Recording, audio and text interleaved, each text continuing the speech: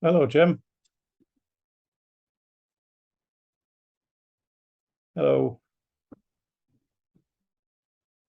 I just have to finish something. Hi, Jim. I just have to finish something. I'll be listening, but I'll take a minute. Sorry. Go ahead. I'm going to mute myself also.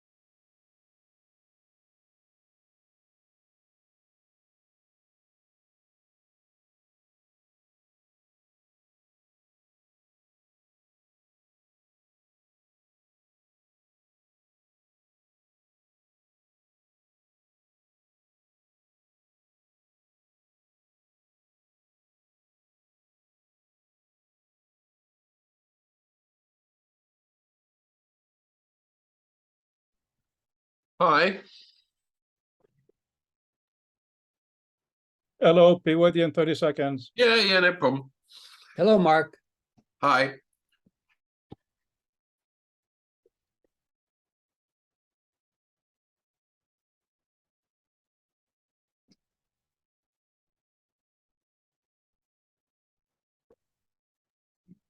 Yeah, I just had to finish a sandwich. Nothing more exotic, I'm afraid.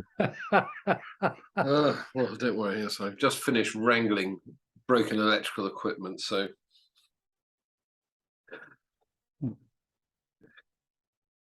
chores done.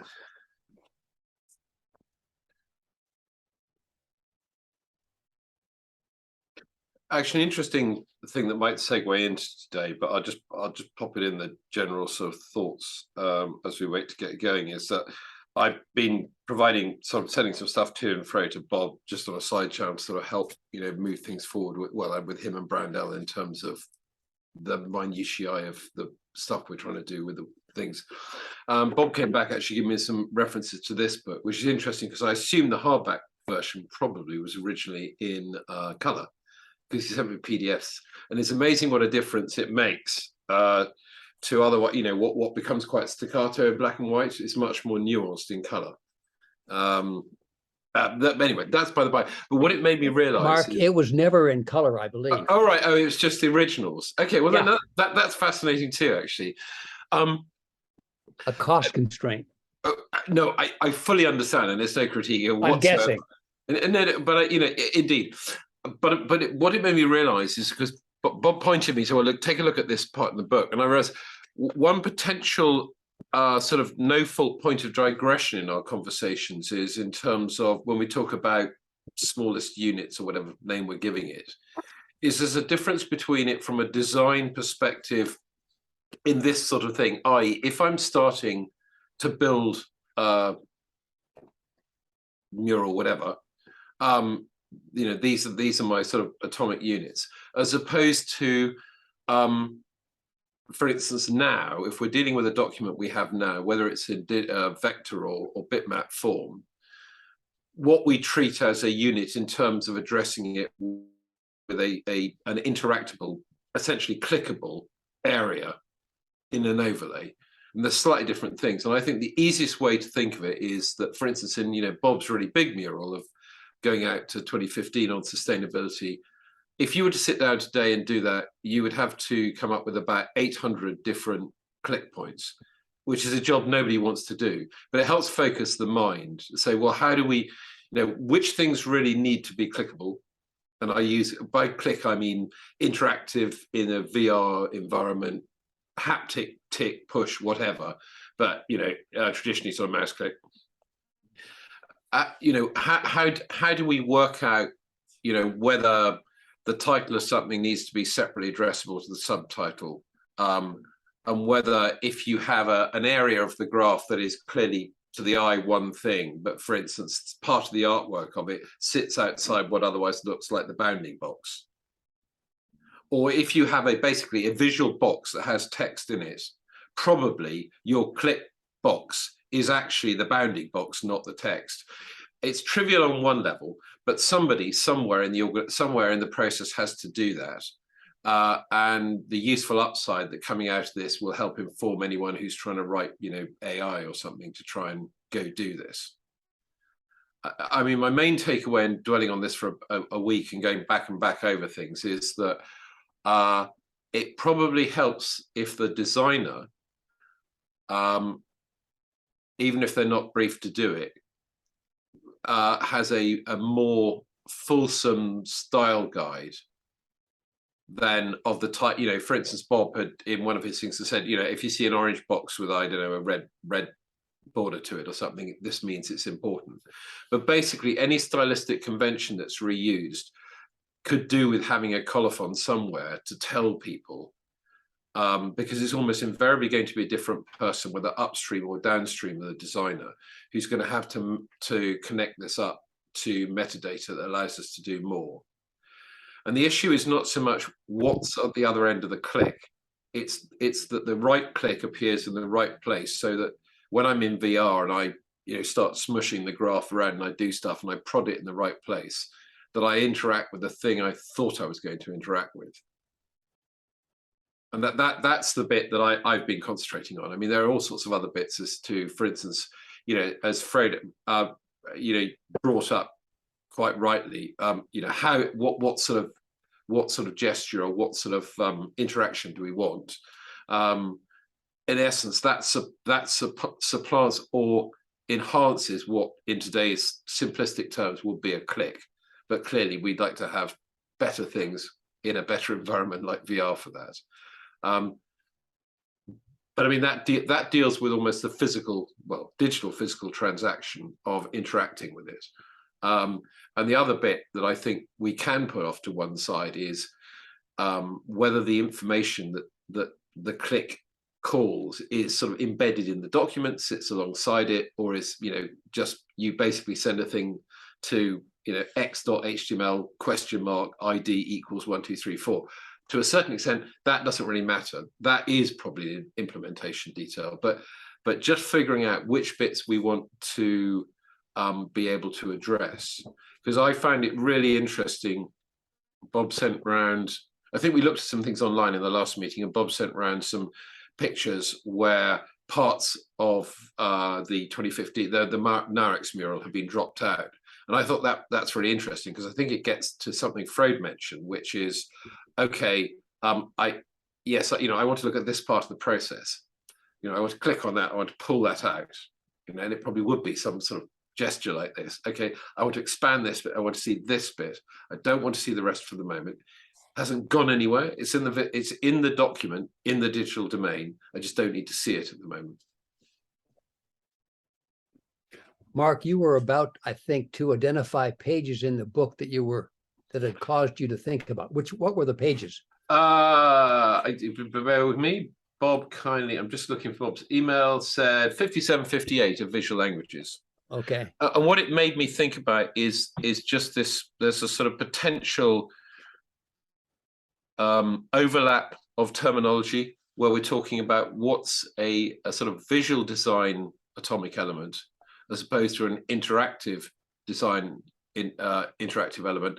They may be the same, but I think it's important to understand that when doing it, we need to sort of consider both in case they sort of drift off, because in most cases, as we look at what we're doing in the broad, probably the person making the diagram, even if it's today, and the person doing all the metadata stuff will not be the same person and probably will not come from the same skill set. So you've got you potentially have scope for an awful lot of error. Mhm. Bob, I like your background. Your bookshelves have moved. Well, it's a simple little move in I don't know, one of the it's clickable. I can change it. I was Mark, the reason that I sent that was to emphasize that, in my view, in visual language, when you're tightly integrating a visual element and a textual element, they are one unit. They are, I named them a Vlicon, VLICON. You can't take them apart. You can take them apart, but it is either less informative or less effective. It's a nice concept too, because I think what it allows for, it allows for the thing I'd also sort of identified is that where either the sort of hard-edged ones and zeros metadata aspect versus the creative design aspect tread on each other's toes.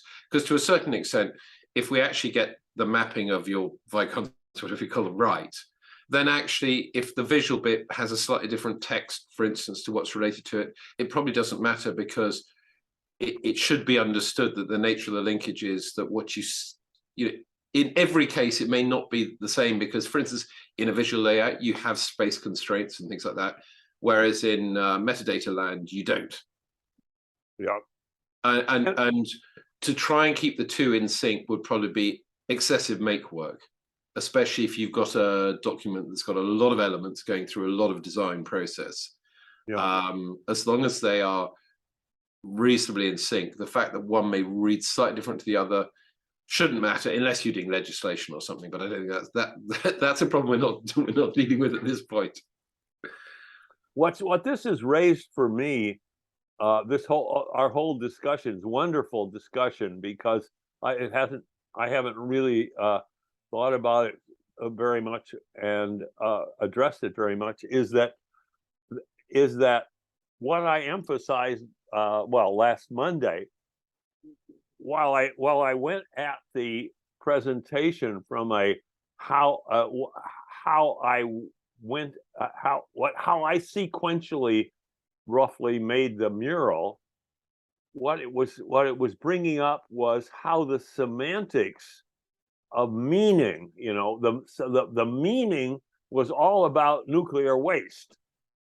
It wasn't about bits of text. It wasn't about metadata. It wasn't about location, visual location. It wasn't even about the tight integration of visual and verbal elements. It was the connection of all of those to what we in our past have been thinking about, of the semantics of meaning, and an awful lot of linguistics and humanities has been about what's this mean for people and how these intersect. Boy, that's a whole new, there's no book I can point to where that intersects. Talking of point to, it is very good that we're doing this mural work. It is really important because it's so important for many different aspects. But I have a tiny update, and Fabienne is here. He has some thoughts of some people to invite in. I think we should briefly go through that, because once we're on the mural, I think we'll go to the end of that, because that's the biggest topic, rather than try to squeeze other things in at the end. What do you think, guys? Does that make sense? Okay. With me? Yep, Excellent. sounds good. So Fabienne, hi, you've been busy. Good to see you. Hello, everyone. Yes, and I will have weird stuff to show also at some point, but nothing urgent. I think this discussion might be quick in the sense that the speakers I had thought about it for the online meeting, not for the symposium. Of course, if anybody believes it would be a nice addition for it, might work, but it was mostly for like a 1 hour presentation online, a Monday or Friday. Yeah, no, I think that's great. By the way, Peter, stop it with the links alone in the chat because we have no way to find I said them. what they were a little later down the chat. You see, But the above that- links relate to Vicky. But that's the problem. Because if we try to have a logic whereby, for instance, Mark being a good boy for once, he has the exclamation mark that we are experimenting with, that will refer to that entry. So if you put in a link, Okay, and so then you it put should be prefix instead of postfix on the explanation. Got it. it should ideally be all in one. So if you have a link, also the way that logically later we can then find what link did Peter post that has something to do with this. If it's all in one message, it makes things a lot easier. But that's only as far as we are now. But you know, we have to keep experimenting. Right. So the update from this side, I had a meeting with my advisor today, Dave Millard, who is a bit of a genius, was all very good. I'm focused on this symposium that we're doing, of course. He wants me to finish the PhD, which is so boring because it means going back thinking about things before VR. None of the VR work was done while I was working on it, so I can add maybe future work and stuff. So that's actually mentally taxing. But the final thing I wanted to mention to you guys is over the last week, I've been going through again, what is actually going to be useful in VR and what should people own? Because there will be situations where, for instance, for Bob's mural, let's say he has spent money on a 3D model to have in there.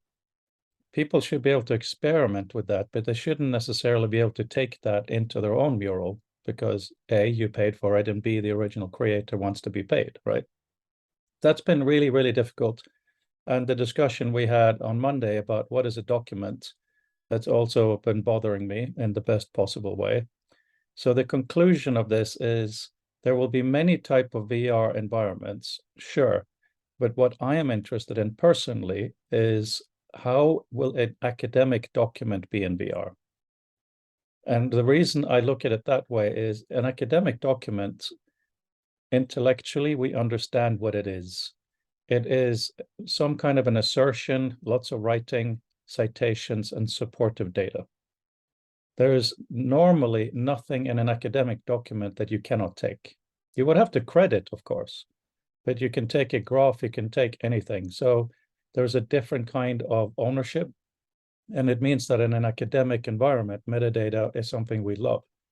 I had a meeting with my oldest friend this week who is in business. And I said, okay, for once, listen to what we're doing. And he did. And he explained that in his world of business, you don't want to share data. You make money by owning the data. I'm not going to go into the details, they're boring, but the point is, I think the mural is interesting because it can be a static diorama, static in the sense of someone goes in and out, they can interact with it, or it can be something that is included in a document to be shared in a different way. So as we look at these interactions that you guys were just talking about, it's really, really interesting how it will have two different places in the world. One is, you go into Disney World, intellectual Disney World. The other one is it's a part of a document. I just thought it was a useful distinction to say that one is for academic use, one is for commercial use. Sometimes they overlap, but not always. Over. I demand comments on that. Okay, I beg for comments on that. Can give negative comments. I think sure. DRM and any way to like protect rights and all that, it's important, but it's not interesting. I think whatever can help like novel ways to interact with content, being an academic document with a business data, and safely assume that somebody is going to make it safe, then we can play with the core of novel interactions, being murals, being VR, being whatever. But when I think future of text, I don't think future of limitations. And yes, it has to be done, but in my opinion, an asterisk at the bottom to say somebody will manage it is good enough to keep like quality conversation.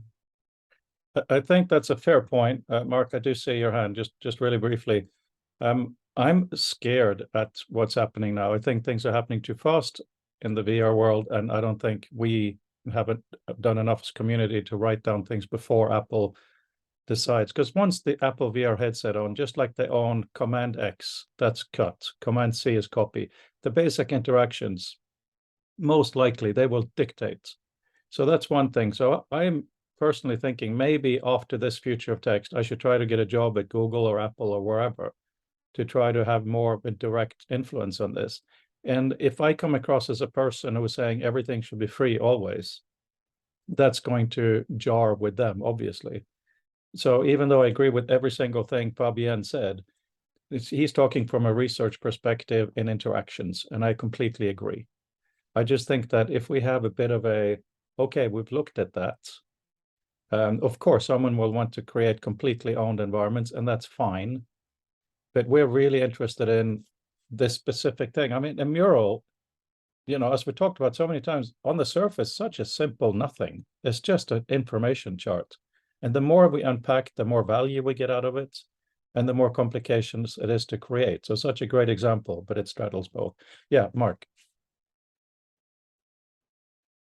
Yeah, responding, recall for comment, just a couple of thoughts. I mean, I think the important thing is that we still crack on, you know, as I put in the chat, you know, for the academic document you're talking about, things like citations, references, call them what you will, that actually work are a non-trivial must-have starter.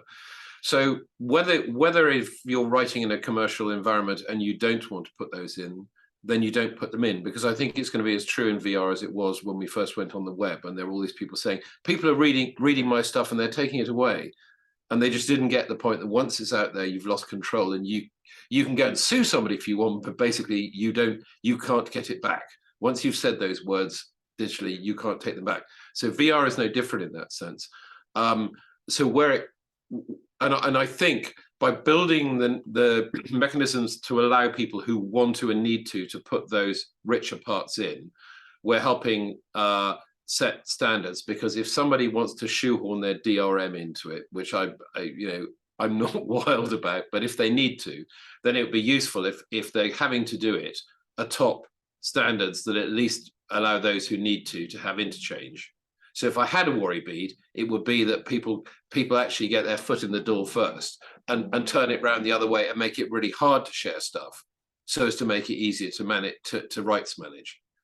I would rather that the rights management, if there has to be that, is done somehow as a management of the basic structures. Because one of the things I've definitely been mulling on was going back to earlier conversations where I think it's come out that, you know, sensibly we would do well to build atop what might best be called web standards, because you have documents that have a document, also thing. So in other words, if we stick with that and keep that going, then people who want to put their roadblocks in will have to put them across the standards rather than diverting us into non-standard things. That's my gut take on what you just said. Yeah. Well, I have two different reactions to yours, if you're interested in our reactions. Yeah, absolutely. I was going to say Bob, but you already started talking, so that's great. One, this has a little a smile emoji. Maybe Frode should now take a law degree, so that with emphasis on patents and copyrights and trademarks. But you know, take that, you know, disregard that. The other thing I think that's important is the assumption that that if we follow, if we go down one path after Frode's comment, we might be asking, what's the future of academic text? Because it has reached almost its peak of difficulty of reading, of confusing other people, of storytelling rather than getting the information directly to you. Although there are, as I've mentioned way in the past in this conversation, there are small breaks in this. For example, the structured abstracts approach in medicine, where it's become crucial, and so academic writing has been changed, and it was changed fairly rapidly once a group of editors of major journals got together. I think that's is bound to happen with academia, and for example, we don't know what some of these things are going to are happening, but just one headline yesterday was academic researchers are having trouble getting postdocs this year. Although there are jobs available, it has become so onerous and difficult and nasty and so forth in academia that the postdocs are not signing up. They're going to industry. Well, sorry, folks. So the future of academic text is really important. And what will it be? I think you made some very good points there, particularly asking the question of the future of academic text and also academia. There's so much politics. It's really awful. I was a teacher, but no, not so pleasant.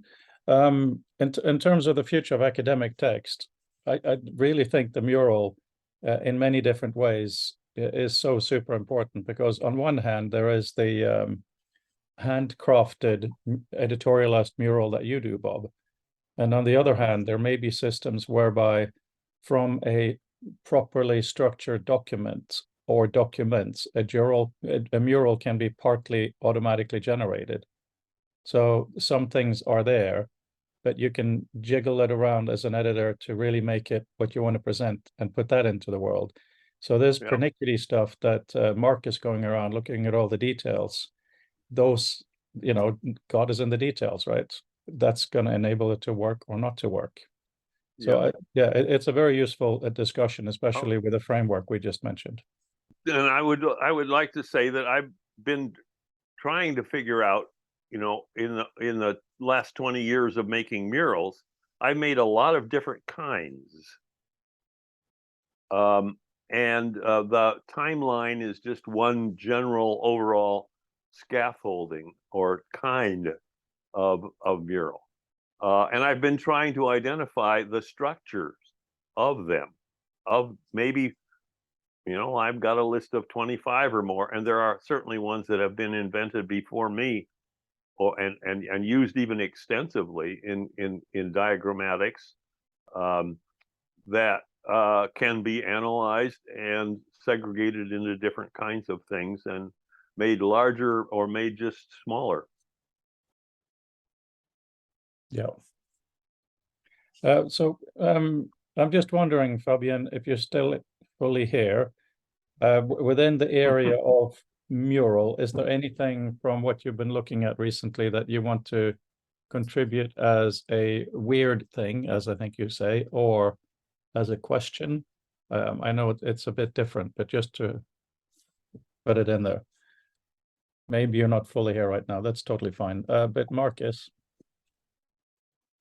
Yeah, just very quickly, it was ready to give us. I should have. No, I missed a moment to stick my digital thumbs up when you were saying that the same things that we're thinking about mapping, effectively, things like the murals, into VR, hopefully should hold for documents of the type that, for instance, that Fabiana showed us. So they're, I can't remember what the terminology, but anyway, you got interactive elements with them. That certainly. I'm just going to say that unless I haven't said it, that's absolutely my intent, that the same sort of standards, the same ideas that I'm looking at in terms of the mural should map across to that, because we want them as near as possible to be the same. And it's good to look at them both, because that will show up yet more interesting edge cases that may be dealt with by just being more declarative as to what a document is, or there may be some things that we haven't yet spotted that will bite. Well, it will challenge us in finding ways to define things. So no, I think that's a really, really good and strong point. Frodo, let me respond to your question. Bob didn't mention it, but in the case of NIREX and the 2050 Pathways graphics, those were done in conjunction with groups, representatives of 29 different corporations, I think, in the case of the World Business Council for Sustainable Development, and a public organization called NIREX, which is a function of the UK government. So does that automatically make, and Bob has the rights, I think he said, to using the graphic. Once it's been posted on the web, does that make it public information officially?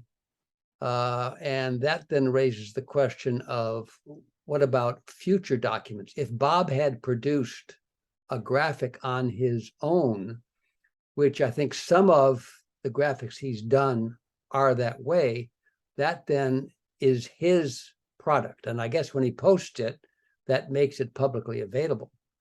But No. the issue, What's the question? What's the question there, Jim?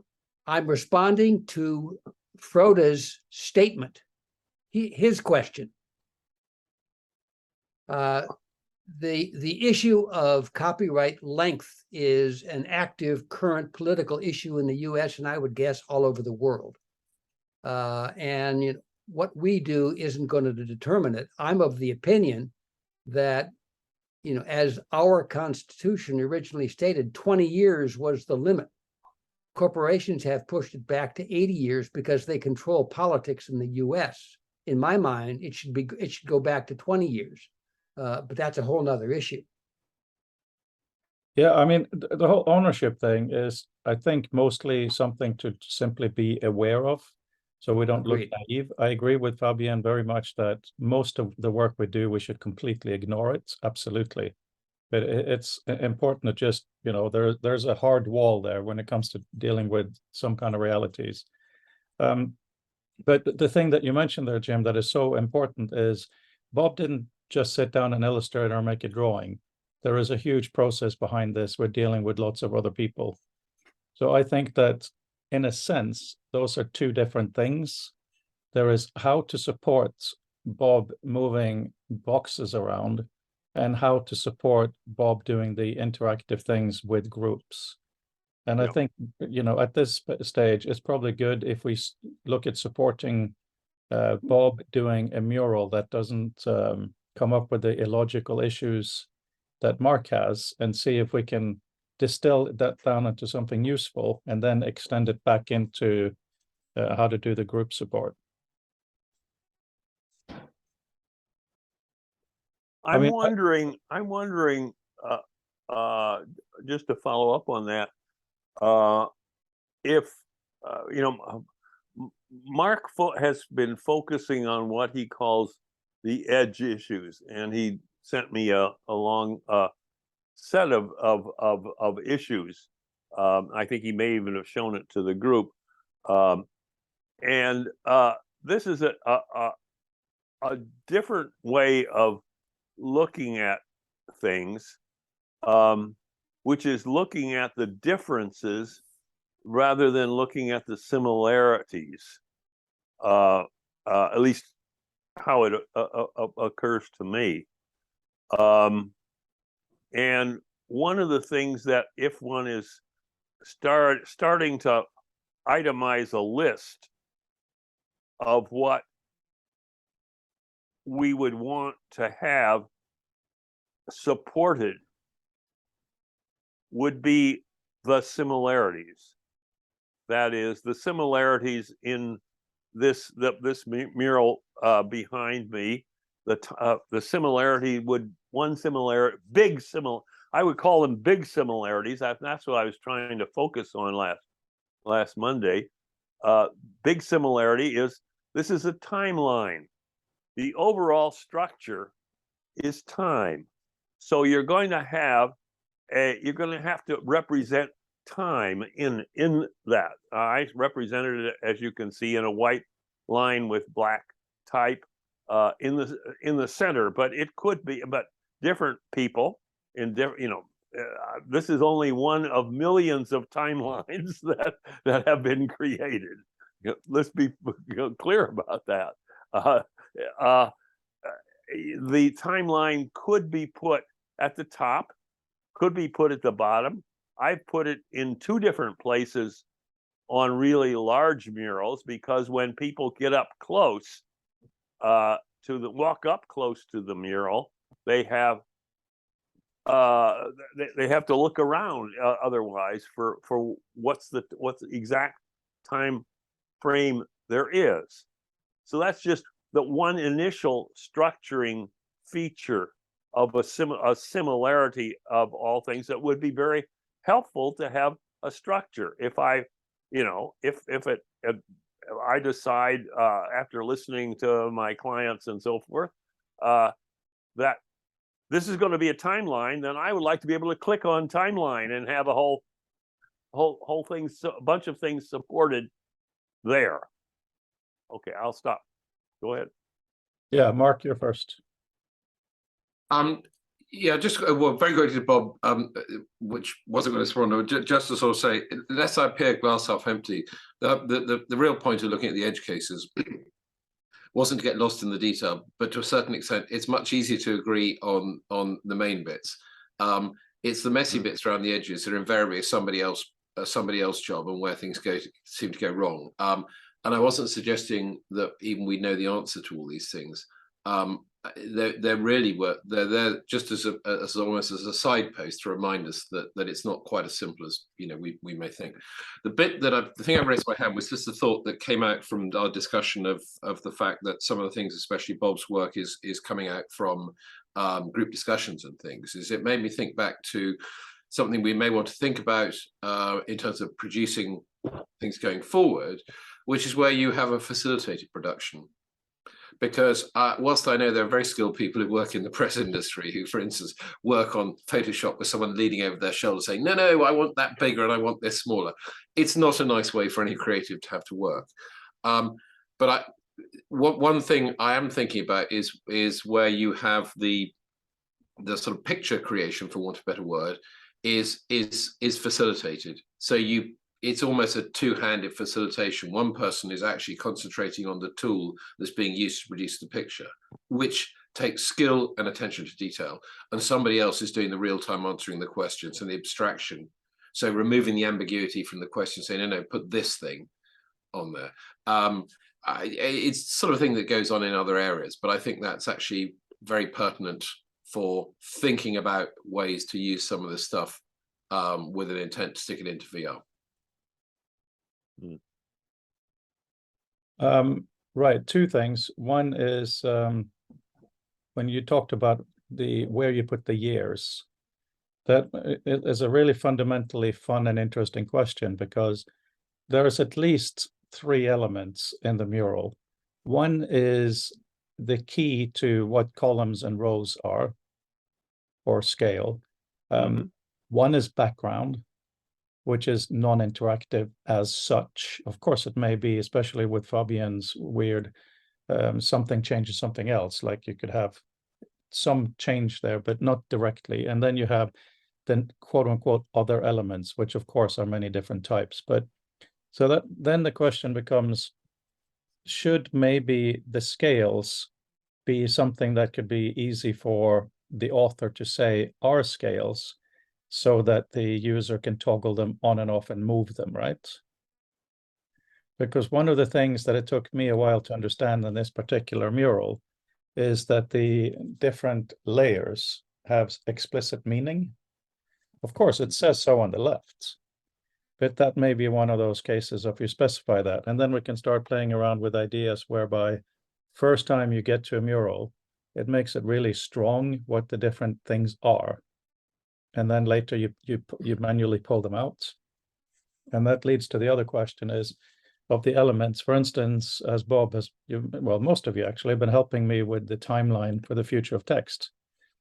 And I really think that timelines that are just the entire history of the world is a bit much. So it would be really, really nice that if the format was agreed on, and there may be a format that exists that is usable, you can actually subscribe to timeline DJs or editors or whatever, or curators. So for instance, in our DJs. community, if we go through the timeline of the history of text and we agree that it's factually correct and we agree that it's relevant to that title, other people can choose to have that appear as an overlay in their other timelines. Because it's either too much or too little if you don't have an authority, and the authority would be us. You know, just like in the calendar, you can choose to subscribe to national holidays of the UK or wherever. It would be great if you could choose to subscribe to or download or whatever, or get timelines, right? Yes. Or maybe even like or official timelines for companies. NASA's official timeline would be useful in many senses. So all of this And comes down probably- to metadata. It's all about the metadata, Yeah. which I That's know we right. all agree on.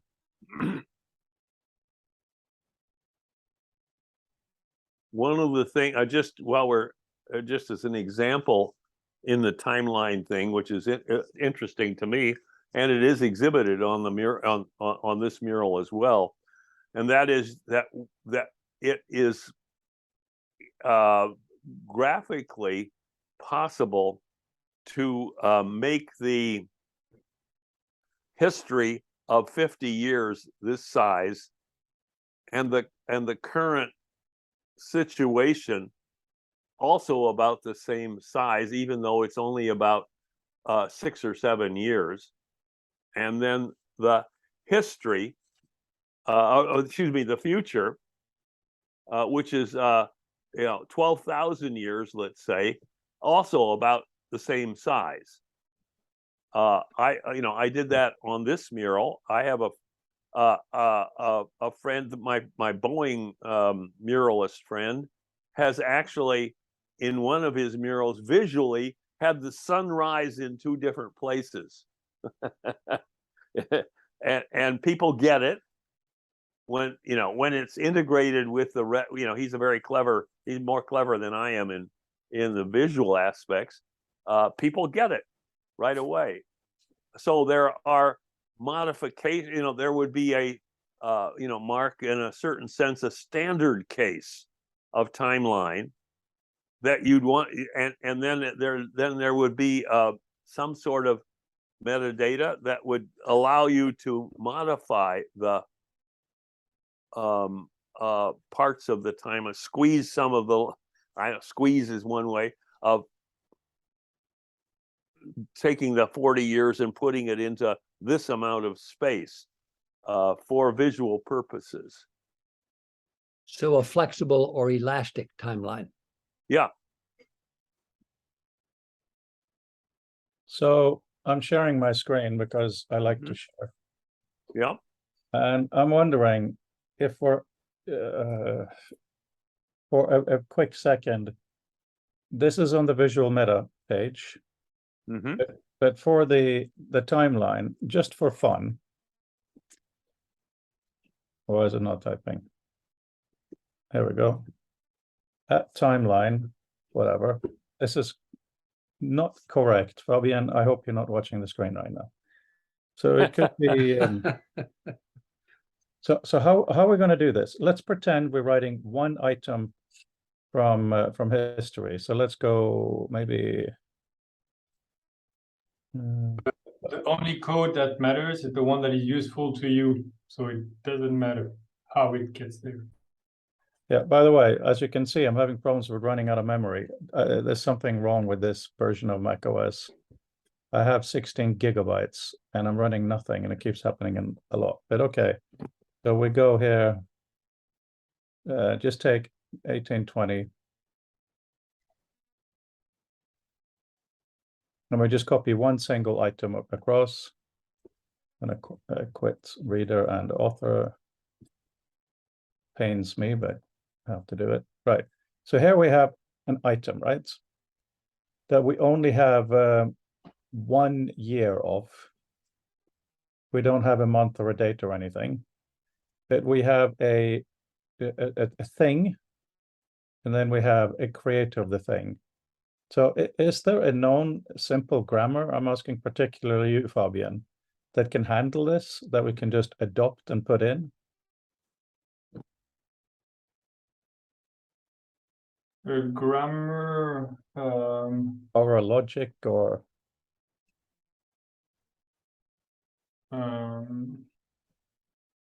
Excuse me, I wasn't. I was muted.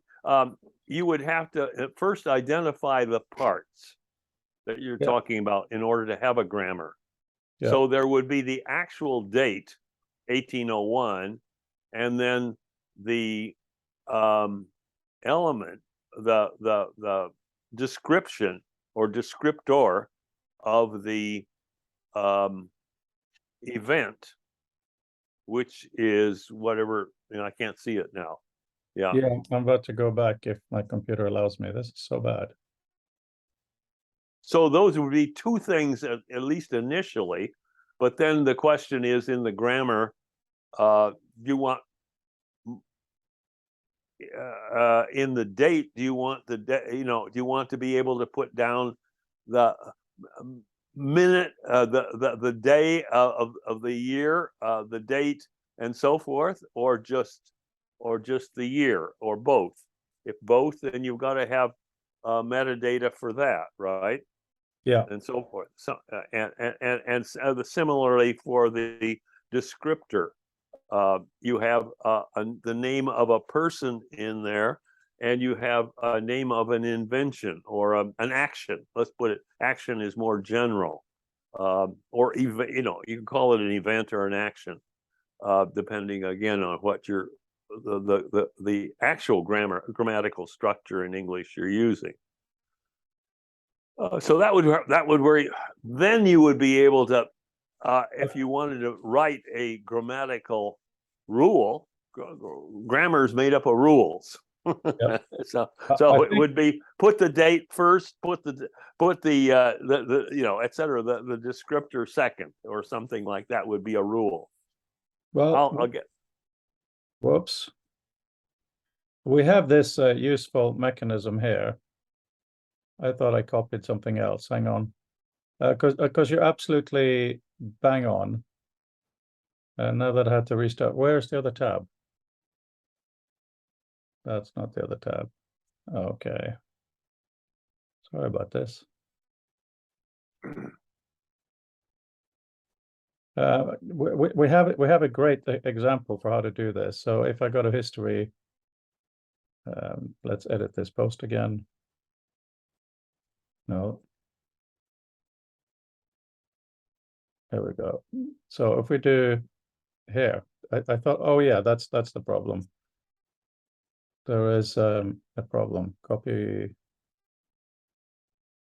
I'm sure you're all fully aware of what's about to happen.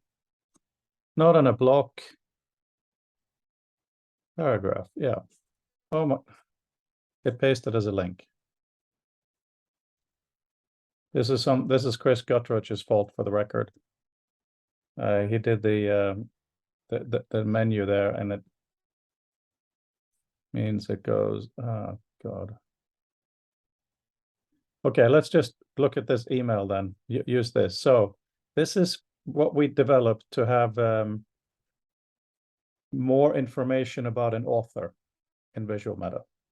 Because currently, I'm not sure if you're aware, Bob, but you would have Alessio Antonini as the name in BibTeX. But depending on what system you use, first name, last name would flip. And of course, you don't have a specific way to put middle name.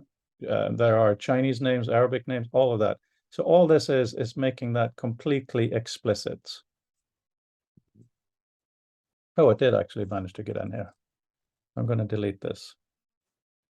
Remove that block. So let's say we have the 1801 carbon paper by, right?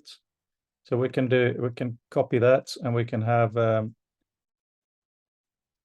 by. So we maintain, and then we can have sorry, it's all that. It takes a long time to write a name in academic circles. We could probably make this faster by putting a reference to another name, but okay. So here we have dates. Now here we have what are we going to call this? Invention? No, year. We put that as year. I'm not going to do the whole thing in detail and bore you all to shreds, but it's useful to have just a few moments of this, because having both Bob and Mark on this call doing this, you can instantly tell me whether this is completely useless or not for encoding what's in a mural. So naive comment, like I don't know the detail of the implementation, but basically the more, even without having a proper grammar and syntax, whatever is more regular is always more useful to be processed, because even if it's just a regular expression or some tricks, let's say, you manage. But my own experience is, if at some point, if the new syntax or grammar is optional, then more people are going to use the tool. If the grammar is complex and mandatory, like semantic media wiki, for example, then only extremely dedicated and knowledgeable users are going to use it, and everybody else is going to give up. And even myself, like my own wiki that I really love and hate, but it's precious to me, I started to do like templates and own grammar and syntax or variables and basically some semantics. And I tend to often give up because it's hard to be flexible enough so that if you have an idea, it doesn't just break after a couple of iterations, basically. I think it's pretty challenging. Yes, and that is where I think visual meta is really useful. And again, this is the good side of Chris Gutteridge, his comment that with visual meta, you can just say name equals Mark Anderson, because that's what's on the BibTeX. But you have the option to go further, but you by no means have to. So it's kind of like playing with your family photo album. You tag stuff or not. It's entirely up to you beyond the very basic that has to be there for anything to happen. So the example here with year, month, and date, and whatever, if you only put year, it'll parse the year. If you put further stuff, it'll parse that. So that's simply that's addressing what you're saying, but we still have an issue with this is event, right? So this is event one. Mark, I can't see you really, but I see there's a hand. Yeah, very quickly. Yes, I mean, I think one thing with dates to bear in mind is addressing lossy dates. So the human mind is very good about saying 1801. Okay, I know where 1801 is. That's enough for me to work out where it sits in a mental timeline. Computers struggle with that. Because does that mean it's the 1st of January or 1801? Is it the end of the year? Is it the middle? And the main thing is, as long as there's a convention, and such that even according very much with Fabienne's point, that even people who aren't writing stuff in extreme detail can write it in a way that the system can say, okay, I understand you're talking about an event and it goes roughly here. Because it's the problem that bedevils timelines, especially once you move away from, current life experience. All sorts of things get very fuzzy very quickly. And so it's something that we need to plan for. Not everything will need it, but if you don't have it, things tend to pull apart. And there's also, this thing of ranges as well. So you have point events, you have things that are ranges, and you just have things that, well, finger in the air, it was roughly in, I don't know, 1750.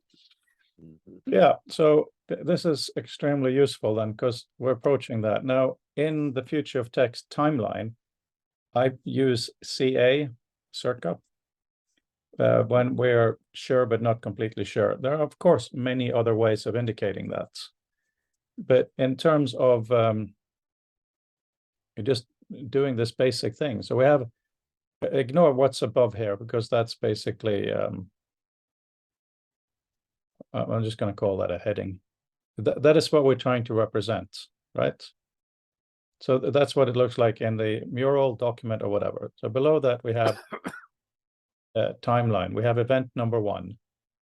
It is the invention of equals carbon paper, but you know, and what's below is easy relatively to where it should be, the person, and it could also be an organization, right? So there we need by company. Hang on. This is an important one, isn't it?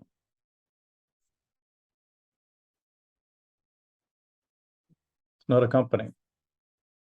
We can say that Xerox invented this, that, and the other, depending on the detail we want. So we have to have that as well. But what do we do at the top? Why wouldn't you have organization rather than company? You're right. I am very happy to change that.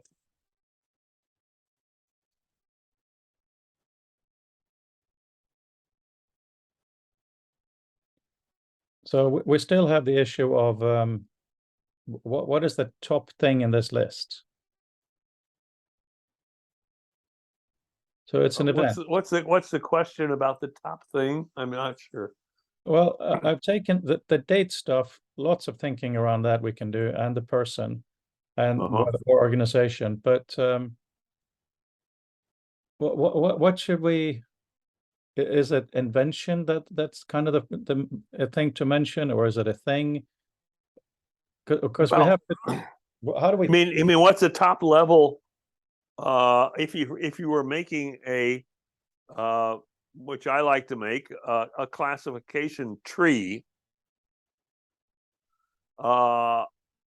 you're asking what is the top element of the tree? Is that what you're asking? Are you thinking thematic? I mean, in the widest sense, what's the keyword you put on this? Why does this get to be on the timeline?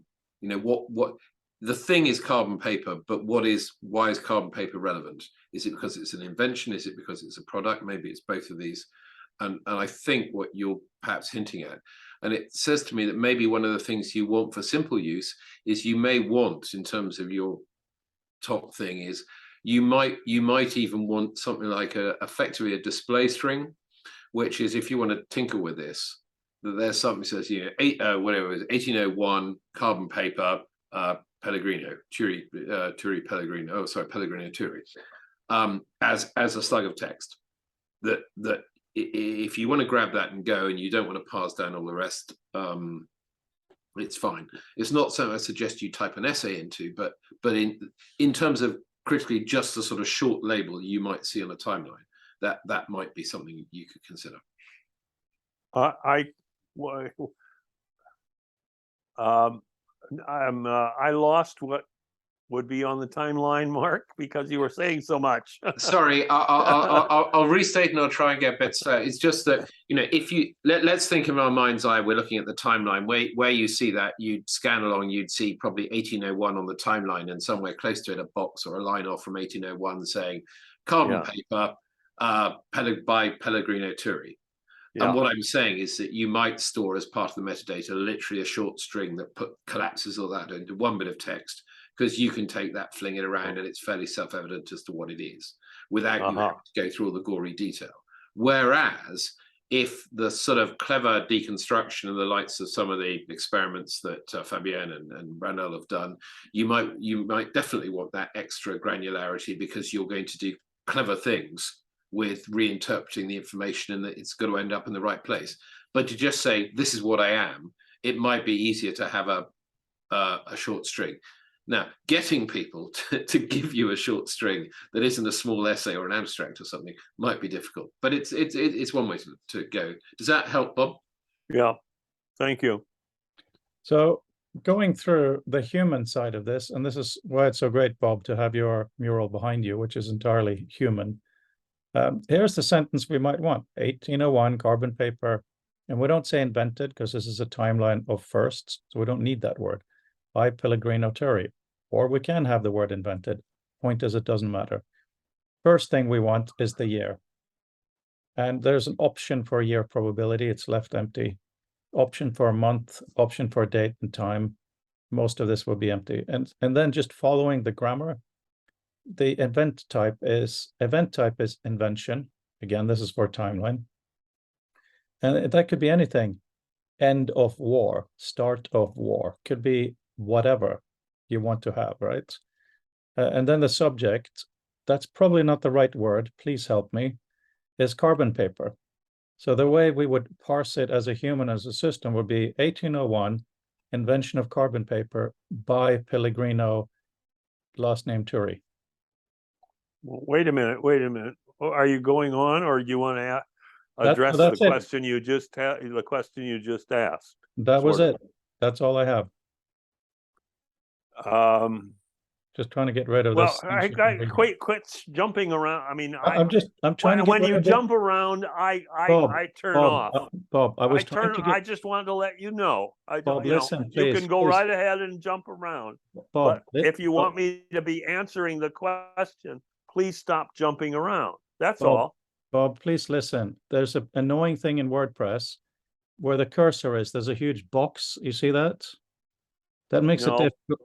This whole thing here with the paragraph and the bold B and all of that, I was trying to get rid of it so you can read. And that means I have to go to the end of the document, park the thing and go up, because I do agree movement and things make it hard to read. So I'm trying to do that.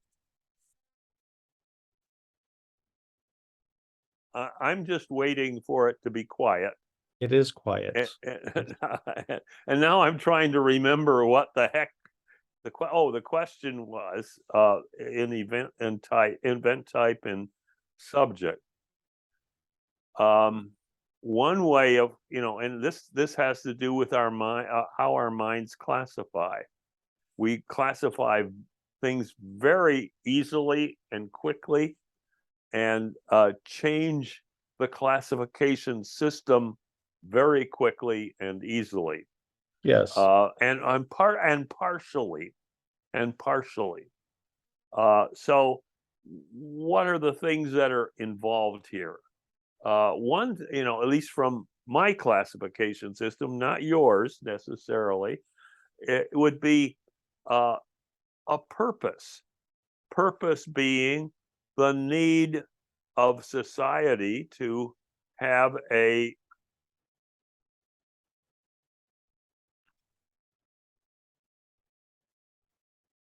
I'm just writing down what you're saying. It's a great example. the purpose. But now I got all confused because things start jumping around. I have to close my eyes then. I'm sorry. I was just writing down what you said. I will go back to not moving. Okay. 1, 2, here you go. Making copies is difficult, creates errors, as medieval monks know, or knew, and so forth.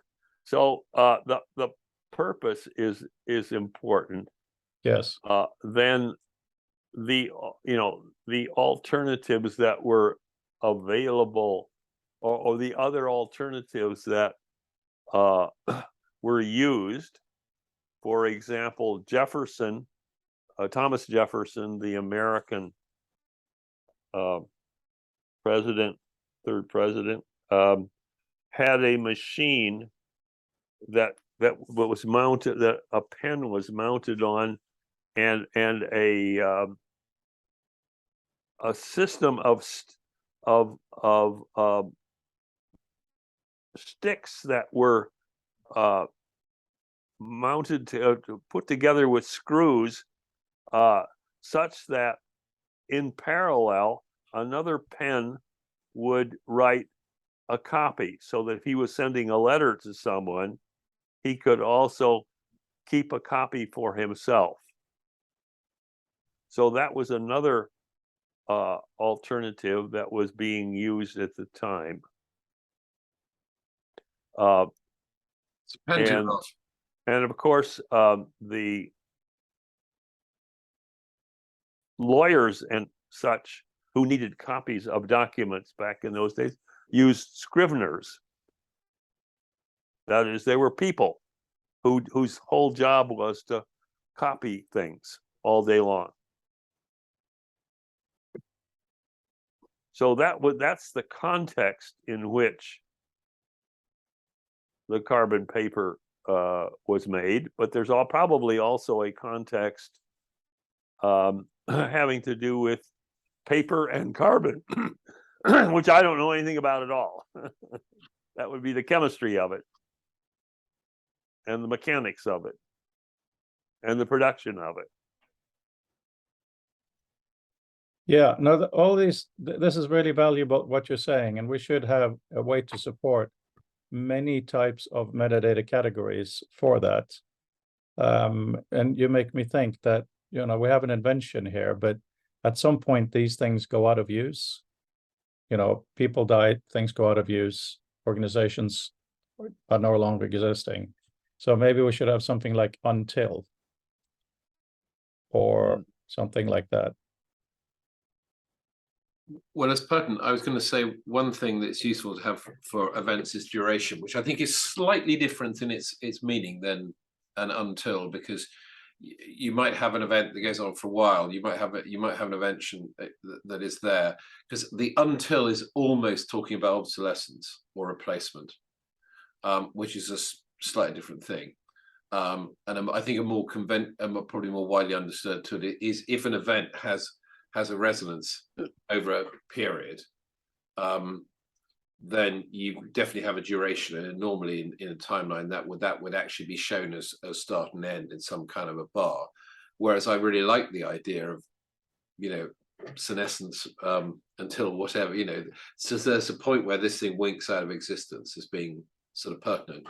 And part of the thing might be what it's supplanted by, because if there's another invention that makes that thing not worthwhile, that's another quite useful thing. The sort of danger here is you can do this all day and you can make very rich metadata, but that's something very few of us actually enjoy doing, which gets back to Fabienne's point about will people do it, because it's the thing that bedevils pretty much any information system I've seen invented is people make wonderful systems, but nobody actually fills them out, probably by the person that built them. Well, that's what's so exciting. Oh, I agree with you, Mark. And that's what's so exciting with the fact that Bob doesn't just sit down and do a graphic, the fact that there's a process. I could imagine that this metadata capture can be a part of that process, where most of these fields, they do not need to be filled in. You know, we have here is sole inventor, is collaborator, you know, as long as the interface for it is easy enough for people to enter a field or not enter a field, then, you know, I could imagine Bob in a meeting with someone. Oh, we need to talk about carbon paper. Okay, fine, type that in. And then do some basic research, look up things, and maybe even here there should be a link to where the research is. You know, where did this information come from, if available, right? So that is in there. Maybe there should be even something like, you know, verified by someone.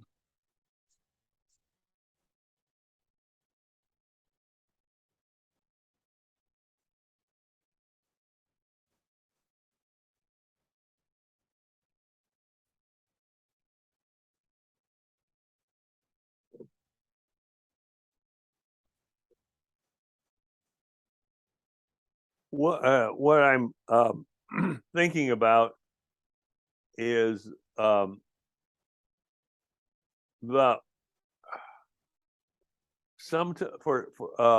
some subjects, or, you know, I don't know what you call them because I can't see it. Some descriptors are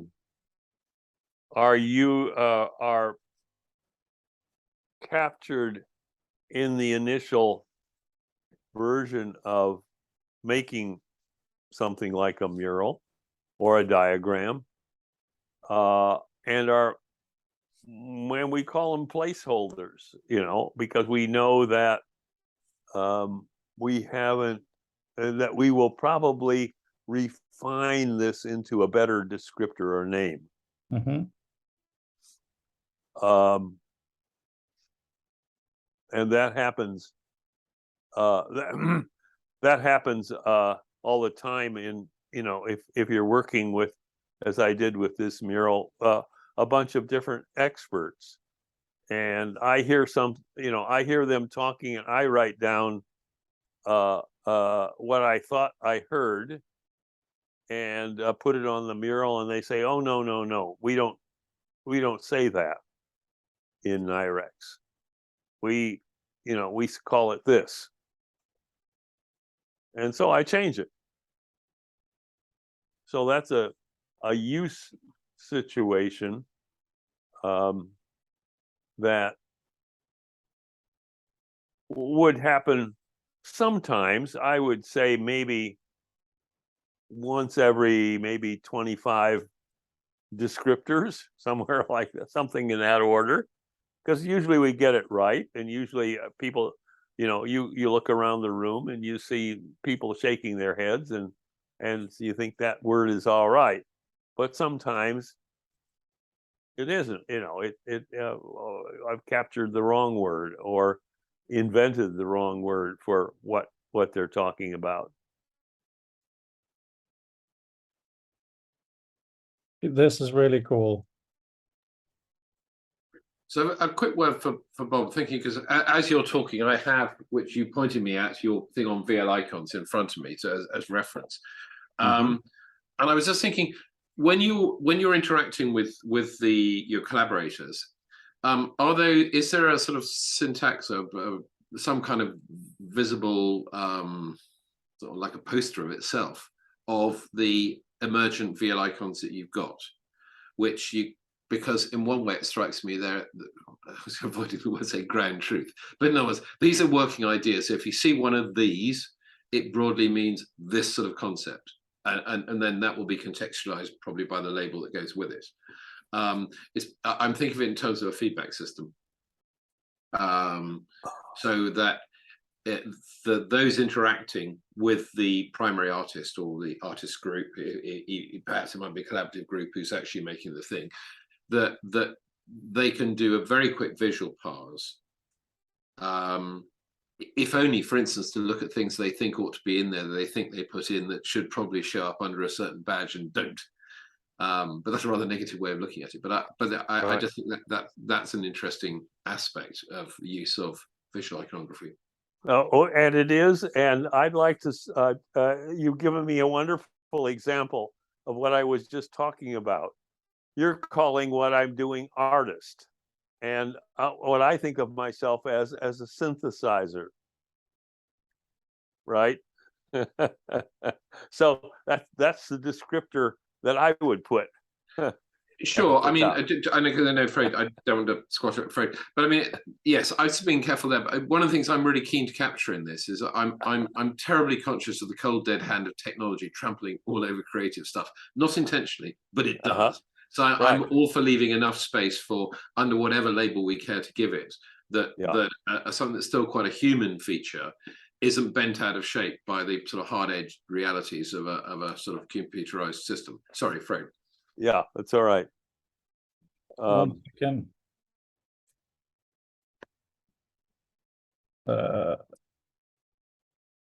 Right. So this is, I've just looked at what Peter was saying.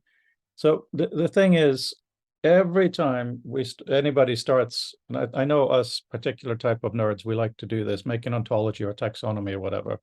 It's always going to be incomplete. It's always going to change, just as you said, Bob. It'll change in the production because you talk to different people. It won't map. That's all fine. What we're doing here is a lot less. A document has a reference section at the end of it. The only reason to have a reference section is for the reader to know what was cited, who wrote it, when was it written. Obviously, there are nuances to that. So with this, all that's interesting is what was done, when, by whom, why, right? And we are looking into adding these things. And I think that is actually, by limiting it that much, but by having it open so that, for instance, here, cost, that's useful. Right? That goes into comparing things. But as long as it's, let me be a bit arrogant and say pleasant, you know, like people like to tag pictures in Facebook. It's pleasant to them. If this could be made into very nice, simple sheets, we could probably even hire someone to go through our own timelines, do most of it, and then, you know, we can add to them after a while.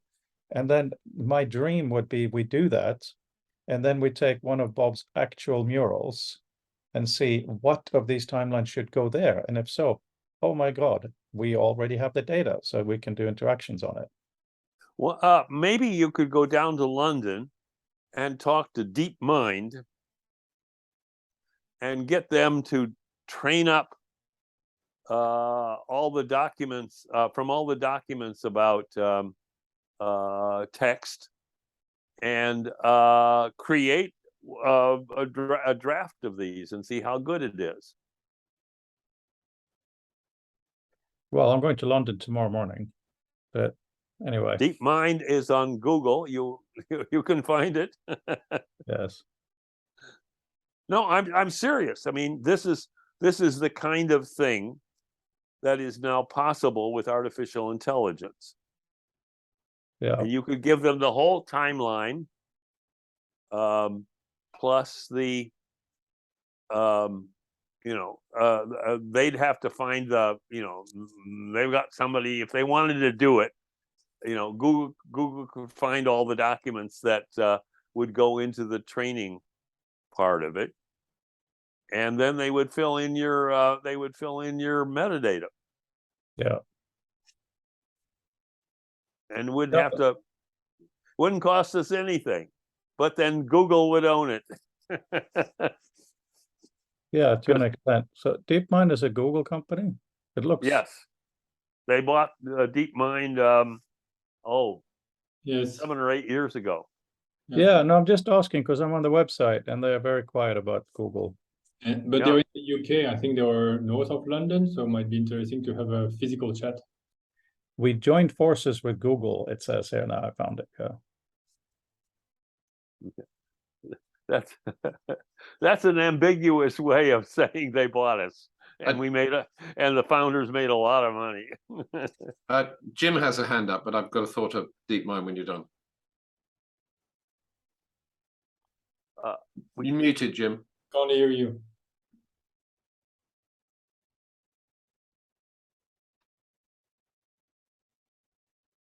Rhoda, in talking about citations in the context of Bob's inframurals, it occurs to me that if you were going to be doing citation thoroughly, Bob would be, in effect, obligated during his 1.5 year long process to attach one of 29 names or several names to each chunk of information he's used.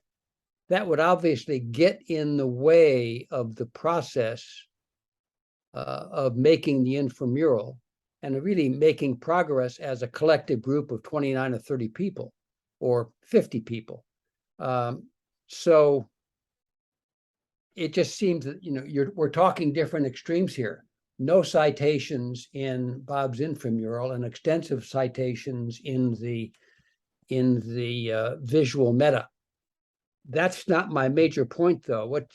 One thing I made a note to myself about is that I hadn't really realized that I've been looking at these inframurals for 10 years, but Bob's intramural generation process may be the best example of collective intelligence at work that I'm aware of on multiple levels. And that raised a last question to me, which is the intramural behind Bob's head an example of what Engelbart called DKR, a dynamic knowledge repository? I would answer yes, but I'd be curious about your thought, Frode, and others. Mark, can you hold for another second? Yeah. Okay, thanks. The key thing here is, yes, it sounds like we're going overboard and every single item must have all this metadata. We're talking about opportunities for metadata. The only thing that in the timeline it needs to have is thing, date, person, or company. That's it, right? And it could be just the year. So the fun part of this is stretching it or not, how much will be in there. And when I talk about citation, I don't necessarily mean an academic kind of normal citation. I'm thinking if Bob is working on something really important, he may decide that for a specific meeting, for a specific issue, he takes a recording of that online because he has permission to do so. So that could be the original discussion for that event, right? Or even, let's say it's something at the United Nations, put the YouTube link or whatever. That's what I mean. It's a very soft thing. Wouldn't that be wonderful? Yeah, thank you. That would be interesting if it happened. Now, is it a DKR? No, I don't think it is, but I think it's a very important component of a DKR. And the reason I'm so happy that you're all agreeing to spend the time today looking at how do we write up an event is that, you know, I want to be able to have it added in my book.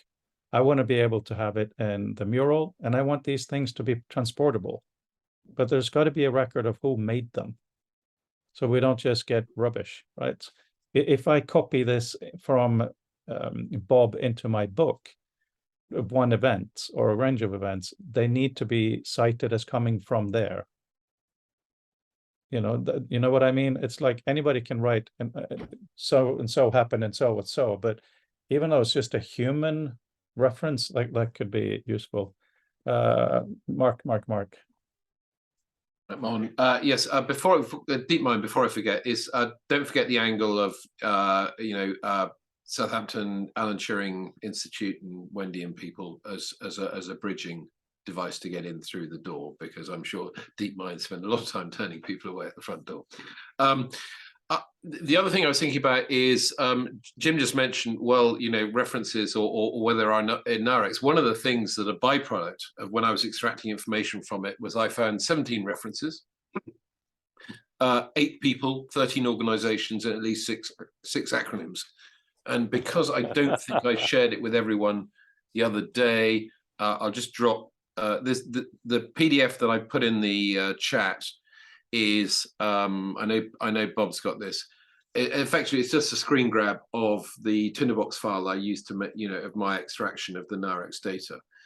It doesn't show the text in each of those notes, but it just shows that's the number of discrete things I pulled out. But there's a whole section that I call derived non-mural matter, because there's reference to a document called PCD 399711. Now I don't happen to know what it is, but it obviously exists. And it's probably private. It's probably private to NAREX, and that's fine. So it doesn't particularly matter. But nonetheless, it occurs up in a number of places, and that in any form of metadata, once known, going back to the point several people already made, could be used as a rapidly calculated. So click that. What are all the things that refer to PCD 399711? So there actually is quite a bit in there, and it's an interesting point that I've called them references there. I mean, I'm not using the academic sense because I clearly can't point back to them, but they're known sources, and so they're in that sense they're referenced. So there's another meaning in a sense there. They're references only because I guess they're sort of papers or books, or I don't know really what they are, but they're clearly not organizations and they're not people. Documents. They're documents. Yeah.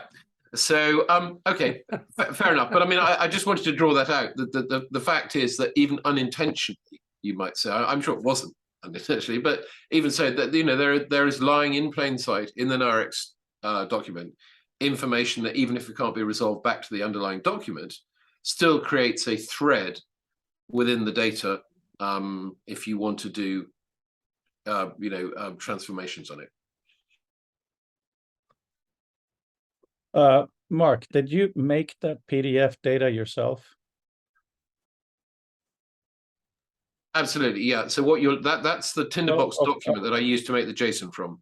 So basically, anytime after tomorrow, you're going to have to come to London, have a dinner, and watch Hamilton, and calm down, and don't do so much work. Okay. No, I mean, it was just a byproduct of this. Goes back to You still had to put it in, even though it was exported. You still had to put it in. So it's yes, very but that was impressive. because, but no, that was just a byproduct of spending, I don't know, half a day in what was in the Narex sync as we were talking about at the time. Did this back in April, and I used that to create the JSON that I then because at the time just take we the thought we might compliment. use it. Just take the compliment. Okay. From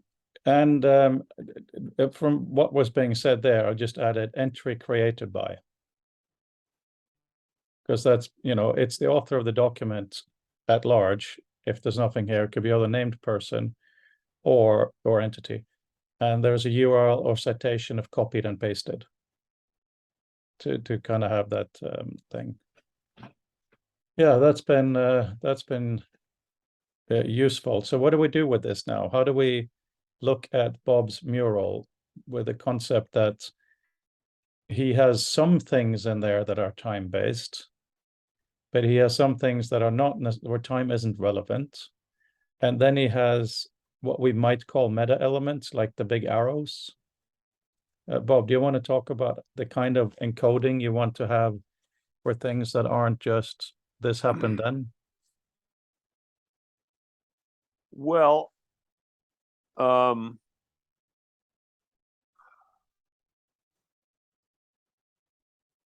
there are, I'm just looking at what's behind, what's behind me. There are some things that are clearly events and have clear dates on them. There are on the largest purple arrow, there's a bunch of text identified, as I recall, by step 1, step 2, step 3, step 4, step 5 of their learning process as an organization. And those are short, the text is short descriptors of that. There's always in my system, at least, always, unless I forget or leave it out or make a mistake or something, there's always a title, a name, to a small chunk of text like that.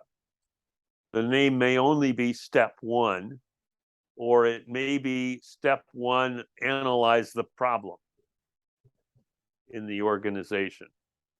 And then there's the sentence of descriptor, adding or in some way expanding on the title. And this all happens in a rough time frame covered by the dimensions of that big purple arrow. So, from about here to about here, if you're looking at the screen right now, I'm wiggling my hands, right? So there's some time where that is indicated as about. All right, and I just use the big purple arrow because it's the biggest thing on the screen, but it would also apply to some of the little arrows.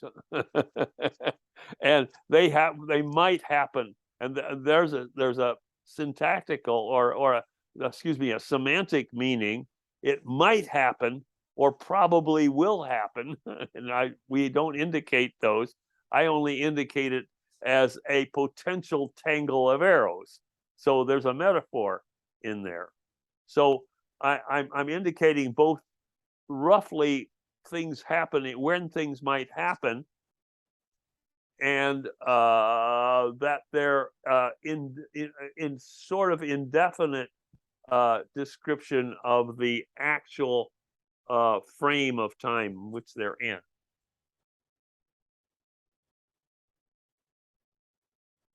That's another phenomenon. All right.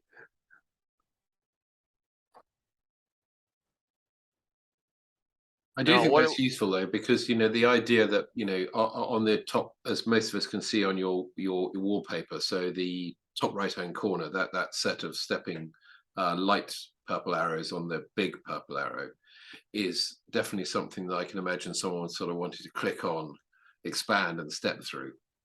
And so those elements, knowing that they in effect form some it's a conceptual hierarchy, not necessarily formal. Is obviously something useful to know. Yeah, just adding this to the notes here. So I don't know. We'd have to name. If I've never named these things, I suppose they would be Descriptors. Well, they're descriptors, yeah, but they're events, or no, see, I would say activities. I mean, the ones in the purple arrow, big purple arrow. I think I can't read it up carefully right now, but I would call them activities in a not indefinite time frame, but some sort. I'm looking for an adjective there. I don't know. Oh, you're talking about the fuzziness side of it. Yeah, right. They could. It's that they could have happened at any time, and they're obviously at least obviously to me, loops in that thing, even though I've linearized them into 5 activities. In fact, they were multiple activities over endless numbers of committee meetings, among other things. They didn't have a start date as such, but they probably had an event of they had a start date by inference, in that they must have followed. There probably at least some event that must have happened to help trigger. Oh yeah, is well, one it was way of doing it. Yeah, when they lost all their staff, when their staff went from 250 to 67, somebody said, the new director, in fact, said, we better learn something from this and get going at it today. I'm just adding to our notes here in the visual meta mockup, where the year can be 0, the year can be none, which then allows you to put it anywhere, because what you have is the duration. So it's an example of what you're talking about now. It doesn't have to have a year attached to it. You're allowed to type none. But what about okay, well, let me ask Fabienne, I see you're back, which is good. Let's say that you had decided to make a virtual experience of this, probably very different from Brandel, who's not here today, which is a shame, but there you go. And you wanted Bob to give you this data in a useful form. So let's say that easily we have written down for you what background elements are. You got a perfect timeline, of course. And then there are other things that don't have time. They are, and like I think I see some nuclear barrels. They're just described in the basic terms. What kind of thing, just in terms of your crazy ideas for interactions, Fabienne, and what might you, sorry for stuttering, what might you make this do? And if so, what kind of stuff would you need to know to make it happen? So I would do this. I don't know if you remember, like the plane thing, and then some of it at the bottom were my notes as kind of cards, and then some text were there to be able to pinch, either to type on a keyboard or to execute as code. And I would the background itself, like the visual being a plane or whatever, doesn't matter. That's the environment I choose because I was on it. It could be the Eurostar on the way, it could be a virtual office. But the point would be ways to interact as code with text, and then transforming my notes to the mural as pieces. And instead of being, let's say, one note after another as a stack, it would be basically a recomposition of the mural. But instead of being, let's say, one image, it would be all the elements that you have managed to extract as meaningful structure, let's say. And then I would leave it at that. I would let the user either grab part of the mural or by pinching some text, run some of the function to apply that to the mural in its form. Let's say I rearrange, I explode it, let's say around depth, or I put it back.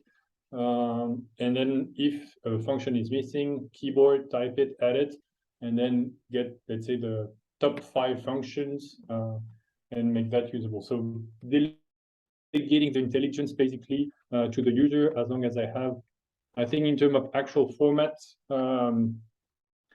let's say an SVG, yeah, that would probably be the most realistic, and yeah, as structure in terms of, let's say, as group or layers as possible. Yeah, that's what I would do and start from.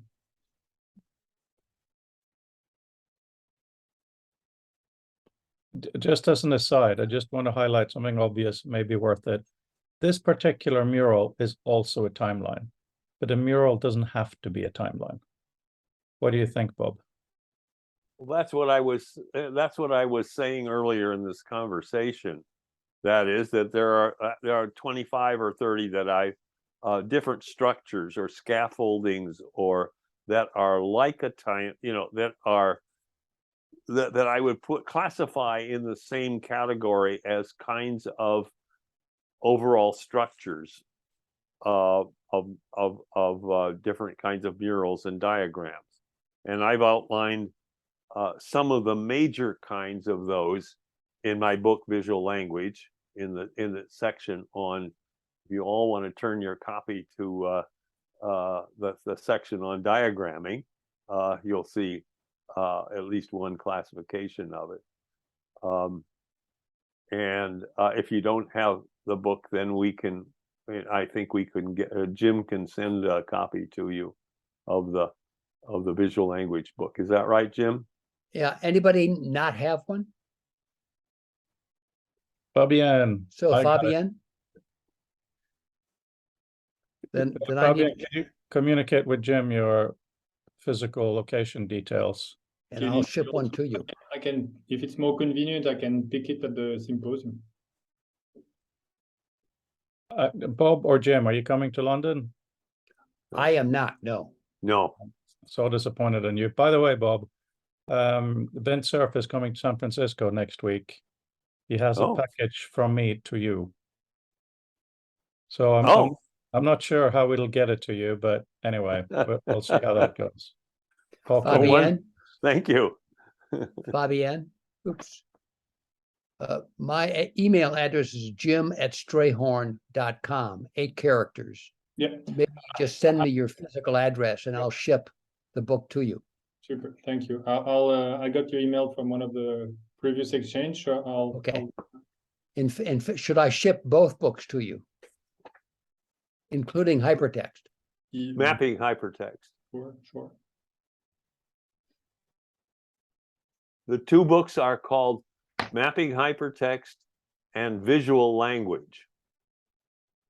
The challenge or the risk is that I'll come back with naive questions, but I'll do that. That would be a benefit, not a risk. So it's those 2. Oh, and by the way, Fabian, both books are written such that you don't have to read them from one end to the other. That is, you can open the book at any place and start reading, and that's an intent of the author, whom I know, or I know partially at least. Super. He has a favorite phrase called scan and skip.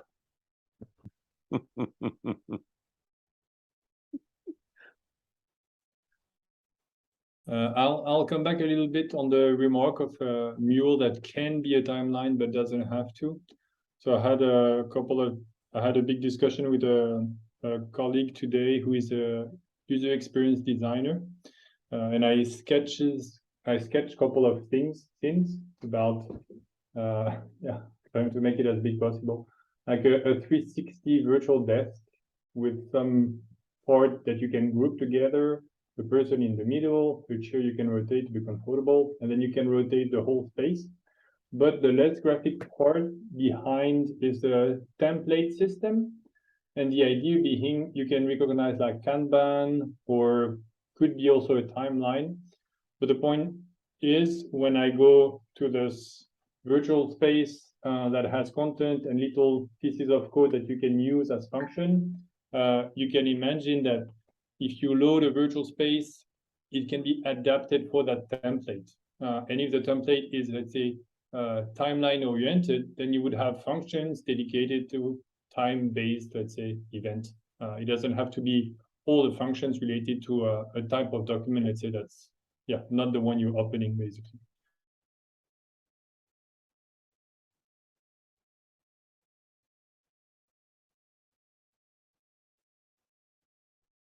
I just realized, and when we talk about elements and what things are in there, in the current visual meta universe, glossary / defined concept covers almost anything. It can be a person, a building, an idea, it doesn't matter. So one thing I think with digital text we need to do is update our vocabulary. I'm not saying glossary or concept is correct. It has a lot of baggage, but there is stuffed time, something that has time, something that doesn't, but also something that should be linked, like a person who is dead or a person who has been born will have time attached. So is that a timed event or a concept, or should they refer to each other? I would just like to share my screen for a moment to show you what a different structure might be. Can I do that? Yeah, please. Okay. You have to allow me, or somebody has to allow me, I think. Do I? No, you have full allowness already. Full allowness. All right. What can you see now? Yes, we can see. All right. So there's a different structure. It's a draft of an early draft of the Vision 2050 mural, which I rejected because it does not allow me to do time in this very well. So I rejected it, even though I worked pretty hard on it for a couple of weeks. Bob, can I just interject with something maybe obvious, and that is, if we have a system whereby the elements or pieces in this gets properly annotated and tagged, of course you can have this layout and then click a button and suddenly have a timeline layout. That will of course be one of the exciting opportunities, that you don't curate one view, you curate several that the viewer can then choose to toggle between. Oh yes, you'd want to be able to do, I'm assuming that that's what you would have in virtual reality with what we're talking about, the ability to improve thinking with virtual reality.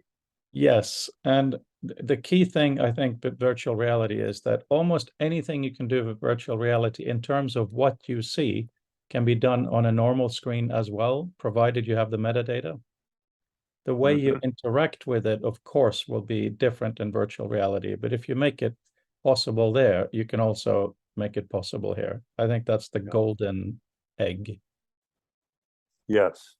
So, even here on this screen, I can, let's see if I can. Yes, I can zoom in on part of it, right? As you can see, it's pretty sloppy and whatever in places, but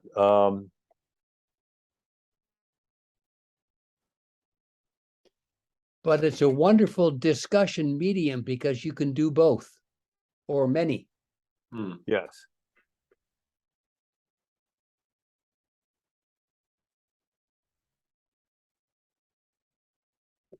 Okay, I just wanted to show something different. What I've been calling structures or scaffoldings, that is different from a timeline. And I have something like 20 or so of the 25 of these. I mean, another, of course, they are structures and scaffolding, but of course, another way of looking at it is simply layouts. So that's what's very exciting. They are layouts has a connotation for me of artistic and design aspects, which doesn't include the structure of thinking. Oh, come on now. As a designer with an educated designer background, I would say that first of all, the word design just means on purpose. And secondly, I'm not going to argue. I'm not going to argue that.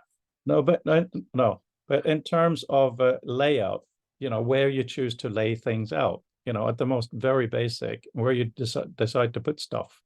But of course, mentally, it is a structure or a scaffold, no question about that. I'm saying it is also a layout purely because of the thing we talked about a minute ago, where you should be able to, if Bob has made several structures, to move between them. I mean, imagine the animation. I'm not disagreeing on moving between them. Yeah. Now you're changing the subject. No, I was just saying that because it's okay. Let's not worry too much about the terminology, but because yeah, okay, Mark here, you need to speak that because that's exactly the point. I mean, my mind flies to Doug's view specs, but of course it's a term that no one picked up and not many people understand. But I'm in some of the tools I use at the moment. Basically, it's just multiple viewings of the same underlying information. Perhaps the interesting thing to me about that insight, given that many of the tools we have don't really follow that method, because normally we're working towards one form of output, is the way it informs how you structure the information. But I don't say that as a sort of as a religious treatise that we must do this. It's just one of the things I've taken from the process of working with inside tools that offer multiple views, is it's certainly changed the way I think and structure things if I want to make use of all the parts.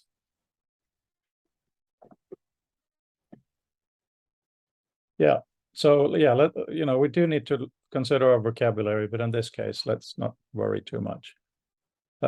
So in closing, we managed to look at some structural things today. What is the feel for going forward? And also, Fabienne, your fines for monthly meetings, when do you think would be good for the monthly presenter people, and who are they? Maybe introduce them to everybody so we can have a think.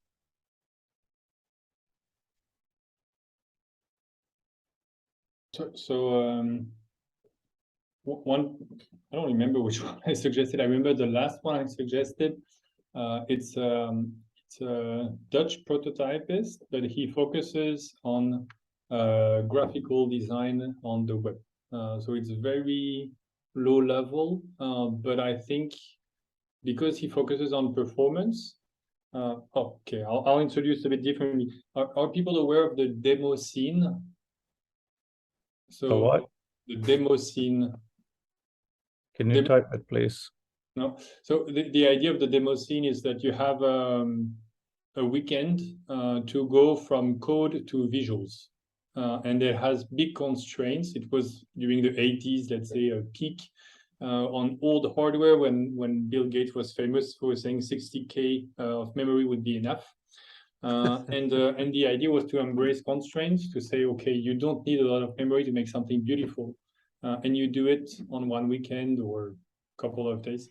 And that created crazy challenges, like how somebody can make something on a floppy disk that looks like it was like a Pixar movie, basically. I'm exaggerating, but and why I think it's interesting as an introductory context is because then it means you go from code to beauty or aesthetics, but also compression. How can you compress? How can you put a lot of visual information in a very small amount of data, basically? And that led his thinking, and now he is doing a code editor, like you can imagine a text editor or a programming editor. So he's what he works on is both code as text and text as what others are going to manipulate. But he does it visually. Like he made a code editor like somebody would make a video game, basically. So, but it's very low level, it's very technical, but I think a lot of the inside of the way he's done it, yeah, is quite interesting and hopefully definitely insightful, but also hopefully inspiring. I say this, maybe he doesn't care.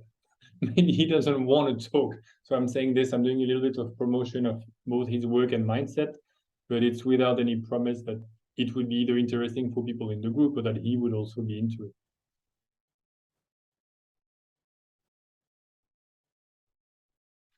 Yeah, sounds interesting. Do you have a link to any of the work so we can? But indeed going to so Okay. That's the editor. So there is no introduction. You go straight to the editor. But yeah, it's if you dig a bit in terms of performance, it's just ridiculously performant. And I'm not really a performance person. Like I don't really care for it. And you can see in the bottom left corner, the code, of course, on the right, but in the bottom left corner, like a 3D model, like a fractal tree being animated. Impressive. And everything is done in the browser. So all the code edition is colored, so that's easier to, of course, understand.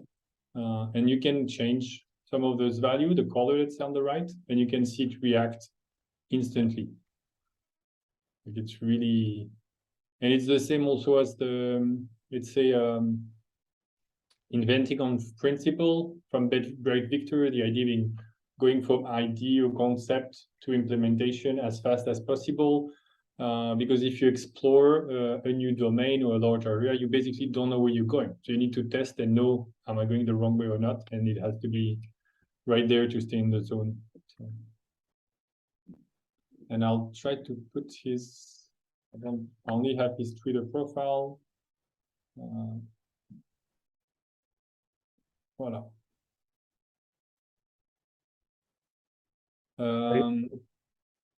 And since I wanted to share a little something as an opening. Yeah, I'll try to share my screen and you please let me know if you can see it. Can see. Okay. So I imagine some of you have seen a lot of the spatial diffusion, like the AI generated part. Yeah. So I was discussing, as I said, with a UX designer before, my dear colleague. I'll put that on mute.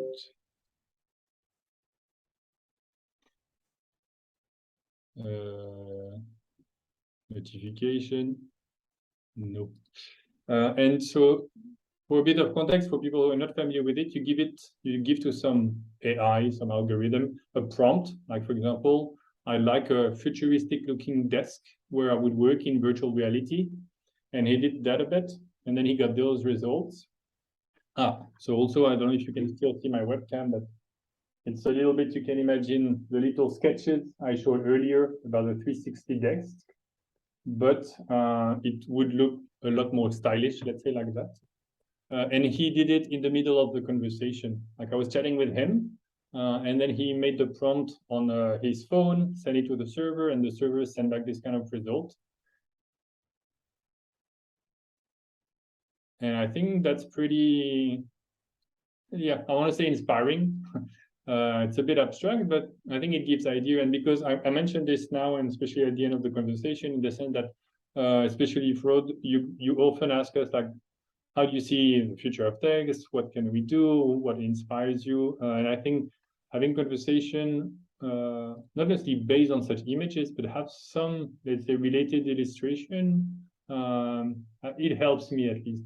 I find that yeah, it doesn't give any answer, but invites to maybe go towards some direction, and not just code or text or syntax and grammar. Sorry, I was just looking at the wrong image there, the previous note thing. This both excites me and worries me. You know, I'm worried that if it's too quick to make, then we may too easily just fall into what these designs tell us, and these designs are obviously off the world as it is already. You know, so we have to have a little bit of muscle to go and make new designs, but it's definitely part of the future and something we need to look at. And I can't be an old man and say, oh, it's cheating, because that's just not good enough. But yeah, very good. Now, yeah, if you, as we've discussed, Fabian, yeah, please go ahead and invite. It would be good to get these perspectives. And when it comes to the mural side of things, where do we want to think about going next? Where should our conversation and work go next?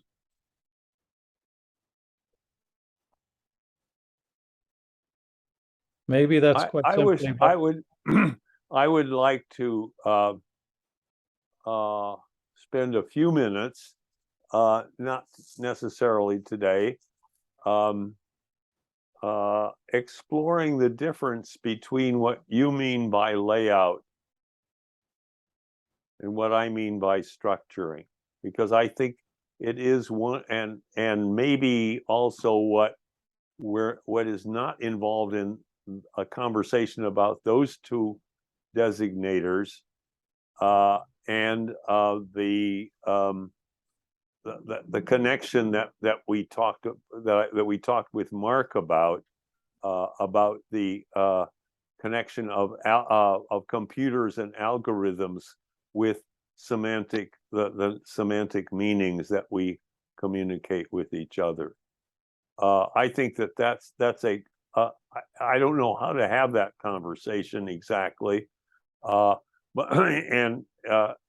I think it's critical to our progress here at some point, maybe not right away.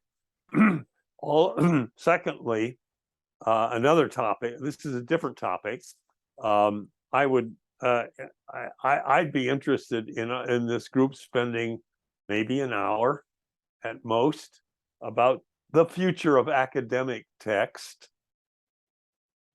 And one question that has occurred to me since I raised the subject an hour or two ago is what is there in volume 1 and volume 2 and volume 3 of the future of text that tells us about what the future of academic text might be?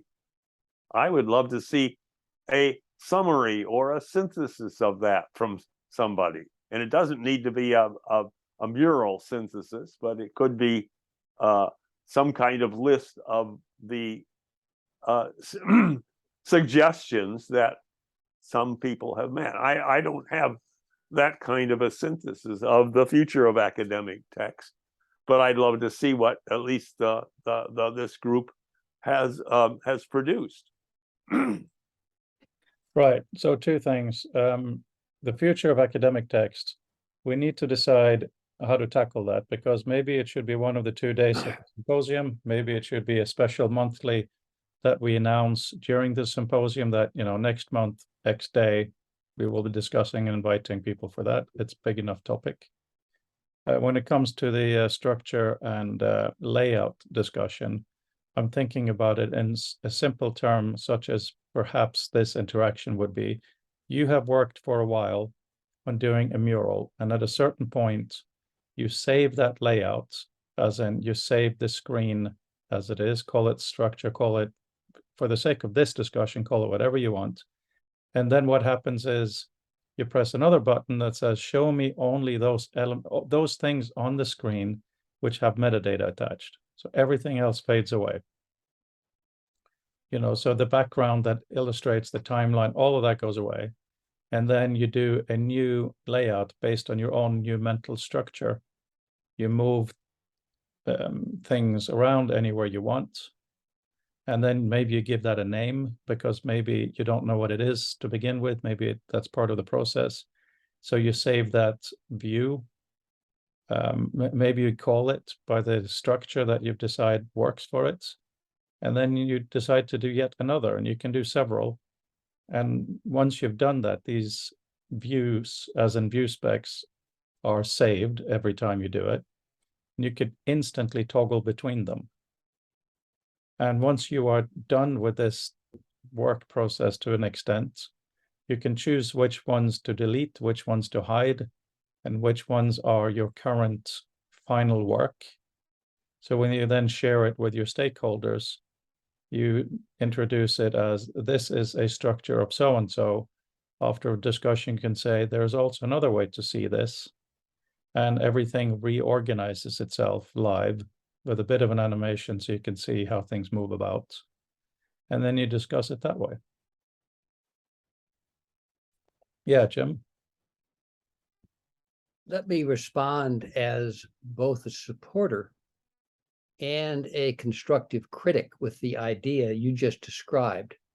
Having that metadata and a switch where you could basically turn off anything that does not have metadata attached is a useful capability.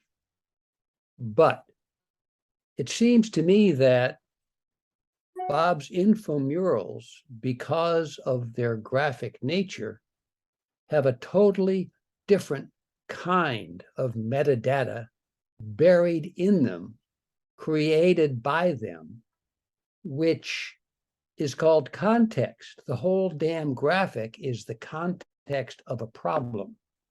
And the relationships of the objects that he's created, supplemented by the textual phrases that he's added as titles, and the organization along a timeline, that's a different kind of metadata.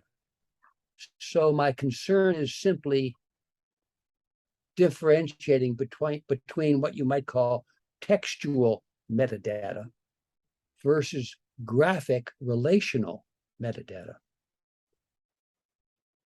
Yeah, I think that goes to the core of what we're discussing here, where there is the metadata that's inside the box, and which is most of the conversation today.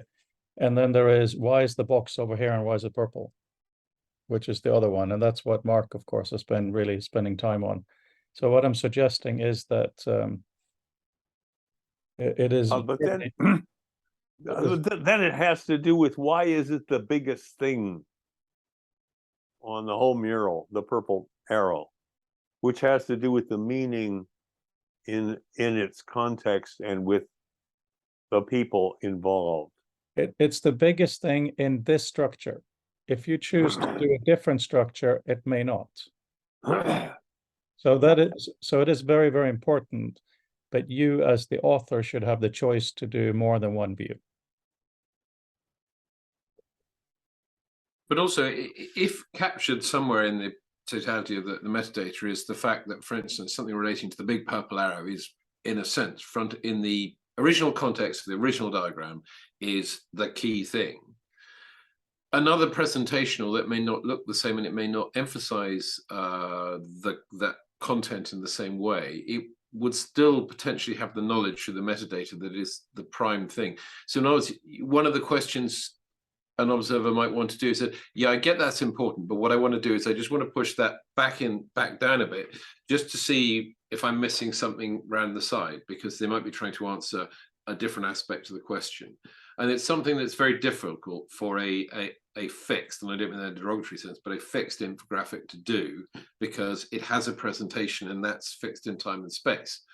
And so one of the affordances of being able to sort of repurpose things is that you can step outside that limitation.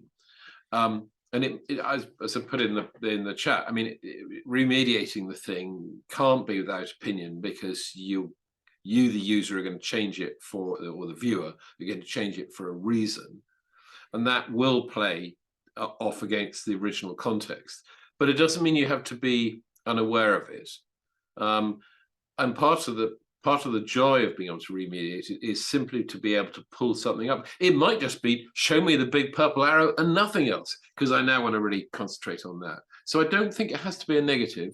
And what the reflection I take away from that is that it just shows the metadata is probably, that throwaway word is harder than we imagine, because it's not as simple as just saying, oh, this is nested inside that, and it's this color sort of thing. It has this visual affordances. There's another strand of it.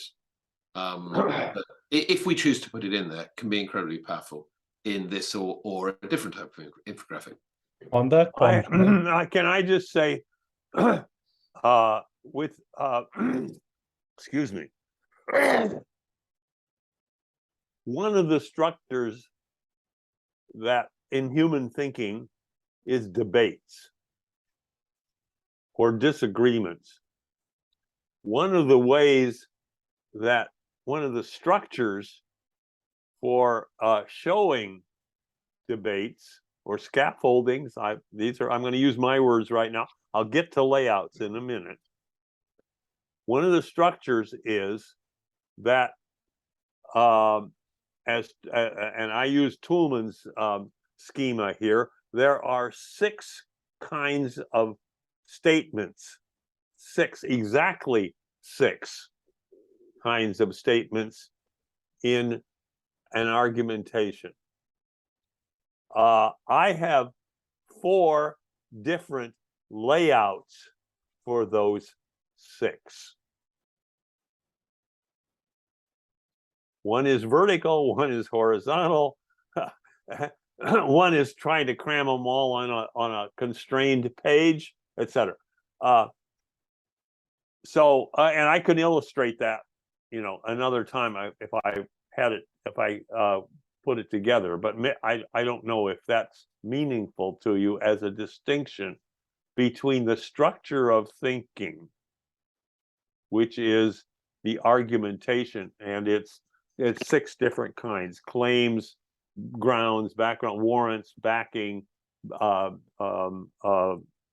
so forth, and the layout of those in any particular thing. Does that make sense to you?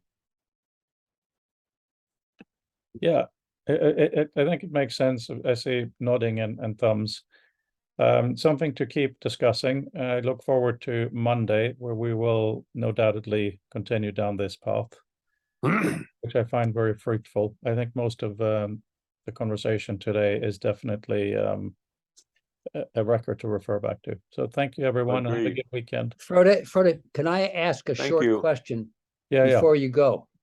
I'm curious about your response to my question about are Bob's murals part of something that Doug Engelbart called DKRs, for dynamic knowledge repositories. I ask that. Part of me would like to know exactly from you, who knew him better than I do, what a DKR was in his mind, and whether, if he were still alive, via these discussions, it would be expanding to include the kinds of things that Bob has done. Doug died about a little more than 9 years ago. The Nyrex mural was done 10 years ago. The Pathways 2050 was done 12 years ago. So Doug Engelbart may have seen those because he and Bob knew each other, but whether he had time to think about them is another question. In my mind, what these discussions are causing me to think about is a kind of philosophical merger between what Bob is doing with infomurals and the whole collective intelligence process, and with what Doug Engelbart meant by DKR. My first summary would be he meant it as a kind of comprehensive filing system of text-related documents. And I'm now thinking that No. this merger of what I would call a new communication medium, not just text, would be of Bob's graphic approach to problems, Doug's more textual approach to problems, but coordinated and linked, and virtual reality. So three threads that are coming together in integrative ways, which I find quite exciting. Anyway, that was a question to really Bob and to you, Frodo, because you knew him better than I did. So briefly, because we're really out of time, a kind of a personal observation about Doug would be that anything that he didn't make was not OHS or DKR. He was very careful with his language. He didn't mean that as an ego thing, but he would call things a candidates and things like that. So after a while, I basically just ignored that, tried to be inspired, and he would say, "Oh, that's really good." For instance, when I did my thing, which is now Liquid, used to be called Hyperwords, I had a web browser plugin, showed it to him. He was super happy, super impressed, really thought it did all the right things, but he would be very wary of what to call it in his world. So I wouldn't worry too much about that. But my personal understanding of a dynamic knowledge repository is the whole system where the information is kept and interacted with, and the OHS is kind of the machinery for that. So I think there's no question Doug loved Bob's work. He absolutely knew about it. And there's no question that this level of visualization, or as Mark, I believe, correctly called view spec, would absolutely feed into what Doug was talking about. Thank you. And I would just say that we as a group here are making the murals dynamical. They're definitely information repositories, but they're not very dynamical yet. But that's what we're trying to do in virtual reality. Exactly, and we are definitely a NIC, a networked improvement community. Network, not necessarily hub, but the future of text community and other communities tend to just overlap with some people coming here and there, and so I think in spirit. Now I'm gonna go grill some cod. That's the way it is in the by the sea in Norway, and I look forward to reality again on Monday. Have a good weekend, everyone. All I'm right. gonna look up Bye. Thanks. Good weekend. dynamical in the dictionary and see what it is, Bob. Oh. Good idea.